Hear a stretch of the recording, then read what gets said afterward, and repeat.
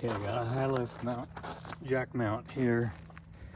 Here's one of the mounts right there, and then this here is where a padlock bolted onto the trailer hitch there. So, alright.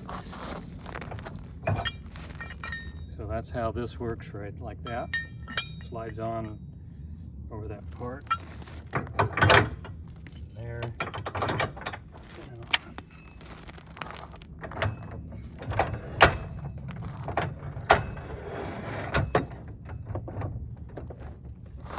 And uses just a padlock.